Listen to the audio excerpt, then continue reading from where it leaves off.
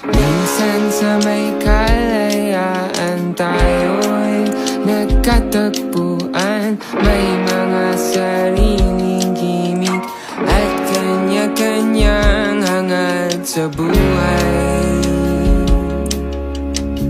Sa ilalim ng isang